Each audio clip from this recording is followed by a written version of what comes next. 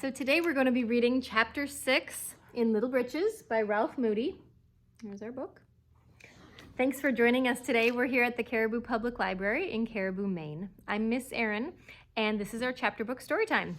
So we are reading the true story of Ralph Moody and his family in Colorado. Chapter 6 is called We Become Real Ranchers.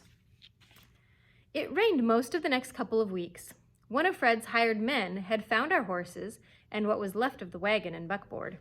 Nig was all right, but Bill stood with his back humped up most of the time, and all the starch seemed to have drained out of Nancy's legs. We kept them in the end of the bunkhouse Father had cut off to use for a kitchen, while he and I worked in the other end. There was no school when it rained, so I could stay home and help him a lot. We built a new wagon body and put new spokes in the wheels of the buckboard, right there in the bunkhouse. Between showers, we built a new privy. We were never able to find even one board of our old one. I had to bring 2 pails of milk from Altland's every night. When I had eggs to bring too, Grace went with me to lug the basket.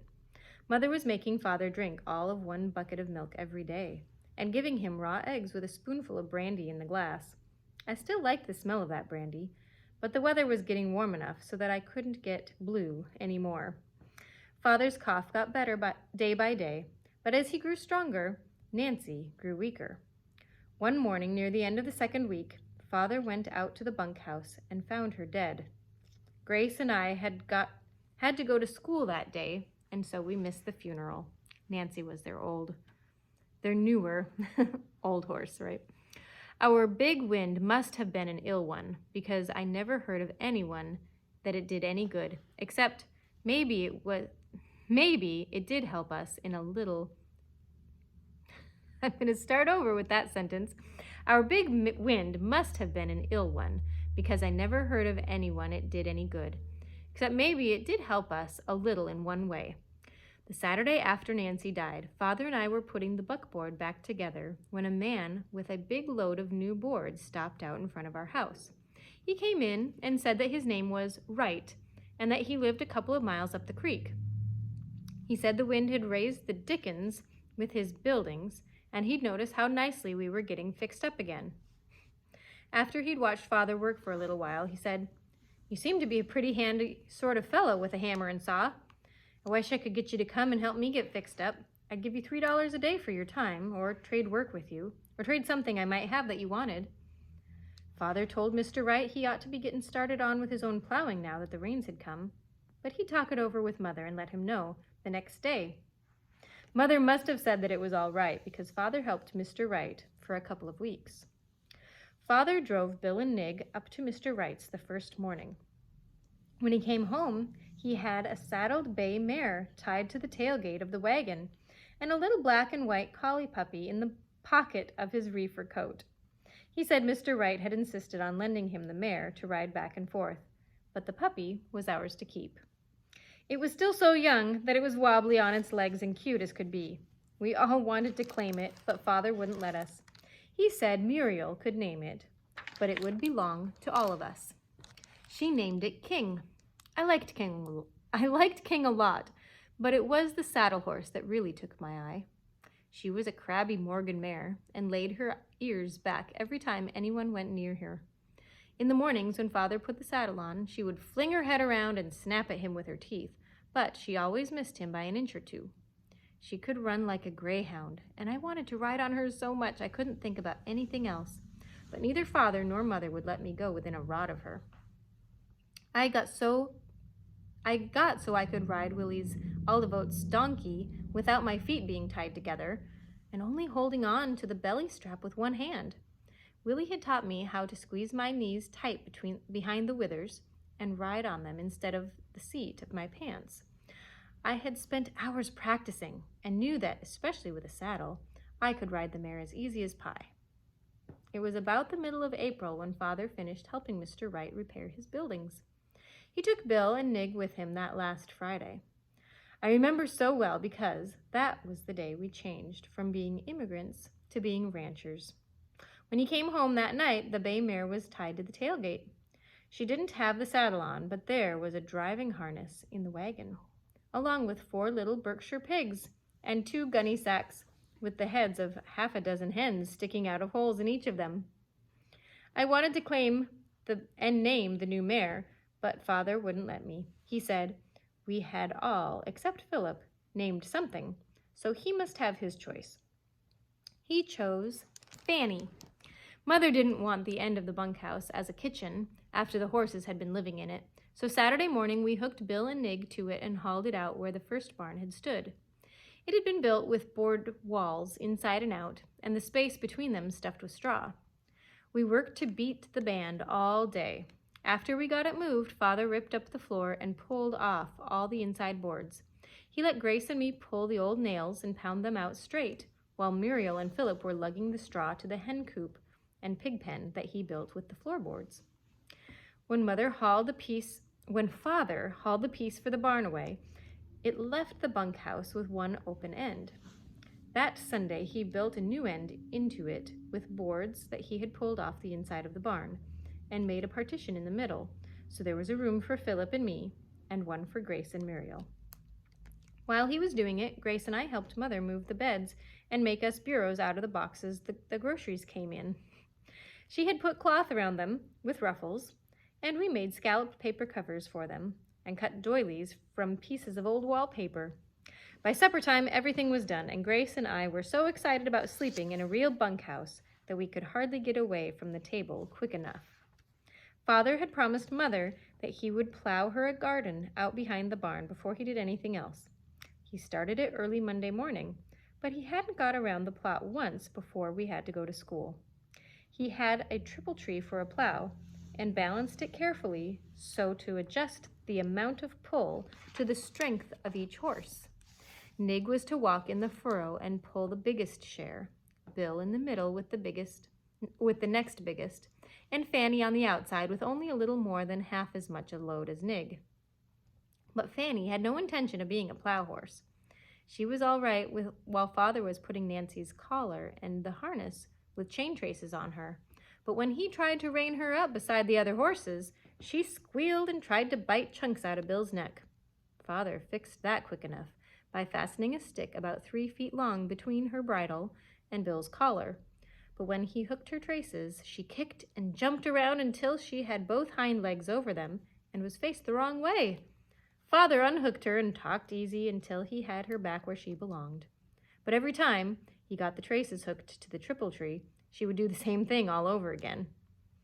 If it had been Mother, I think that she would have killed Fanny right then and there. But Father didn't seem to get mad at all. Only the muscles on his jaws went out and in. At last, he made another jockey stick and put her in the middle, with the one stick fastened to Bill's collar and the other to Nig's. That way, she couldn't swing out and around, but she did kick like fury and got both legs over the traces. Bill and Nig didn't get any more excited than Father did while Fanny slatted and threw herself around. She acted just like a little kid in a tantrum. When she had quieted down a little, Father put the reins over his shoulder, stuck the point of the plow in the ground, and clucked to the team. Bill and Nig started up when Father clucked, but Fanny stood stock still. The triple tree caught her on the heels, and then the real fun started. Fanny went away from there like a stone out of a slingshot. When she reached the end of the jockey sticks, she went straight up and came down bucking with heels flying in all directions. Finally, she got one foreleg inside Bill's bridle rein and one hind leg inside Nig's breeching, and then she went down with Nig on top of her. When Father got them untangled, he made me go to school. I never heard Father swear, but I always wondered if he didn't that time as soon as I was out of earshot. I stopped by Altland's for the milk on my way home from school. Fred was out by the corral fixing a disc harrow, and I went over to tell him how Fanny had acted when Father hooked her up to the plow. He laughed as though it were a big joke. "It's no wonder old man Wright traded her off cheap," he said. "He spent 10 years and a dozen sets of harness trying to break her to drive double. I'll sure take my hat off to your old man if he can plow half an acre with her. Why wouldn't the stubborn down east Yankee let me lend him a good horse to plow with? Say, how much land is he figuring to turn over this year anyway?" When I told him Father was going to plow the whole place if Bill held out, He squinted up one eye for a minute and said, "Go on in and get your milk. I'll give you a lift home." Father had most of the garden plowed when we just got there. The big horses were walking slowly, just one step after another. Fanny was soaking wet and tossing her head up and down, but she was plowing. So I told Fred he'd have to take his hat off to Father. Father put his foot up on the hub of Fred's buckboard the way he always did. They talked about what would be best to plant on new sod ground. They talked and talked. Then Fred said, "Charlie, how much of this place do you figure on putting into crops?" Father looked over toward the horses and said, "I'd like to put it all in, Fred, but with the late start I've got and the rate I've got going today, I guess I'll be lucky if I get in 80 acres. Fred just sat chewing for a minute or two, and then he squirted a line of tobacco juice between the nigh horse's heels. "You know, this prairie land won't produce much in the way of grain crops the first year, and drinks up a hell of a lot of water. A fellow ought to put in crops like peas and beans and alfalfa the first year, so's to get air back into the land. Why don't you put in about 10 acres of alfalfa? We've had quite a bit of rain this spring, and if you sow it with oats and get it in before the 1st of May, it might get roots down to moisture before it burns out on you. Then you could put in another 10 acres to peas and beans, and you'd have about all you wanted to take care of for the first year." Father stood looking down at his foot on the hub of the buckboard for all of 2 minutes. Then he looked up at Fred, and his voice was real quiet when he said, "What are you telling me, Fred? Haven't I got any water?" Fred didn't answer until he'd spit between the off-horse's feet and cut another corner of his plug. "Yep, Charlie, you've got water, 10 inches. This land will produce 40 bushels of wheat to the acre if you've got an inch of water to the acre. Without an inch to the acre, you're lucky if you get any." Father pushed his hat back and scratched his head a little. "Can I count on getting full 10 inches, Fred?" he asked. "That's it," Fred said. "You're tail ender on the ditch. When the creek's high and the ditch is running full at the dam, you'll get your share. But when it's running low and the crops are burning up, you'll be able to lug all you get in a bucket. I won't steal water from you, Charlie, but when only half of my own is coming through to me and my crop suffering, I won't pass it on to you." Neither of them said anything for a long time. Then Fred said, "Your cousin ought to have found out about it before he got you here. Why, man, you couldn't run 10 inches of water to this garden from where the ditch comes onto your place. The ground would drink it all up on the way. I'll tell you what I'll do. I've got 200 inches with my place. I'll use all the water that comes as far as me for 20 days, and then I'll give you the whole head for one. That'll let you give about 20 acres a good soaking, often enough to make a crop the first year. After that, you might handle as much as 25. So that's the end of chapter 6.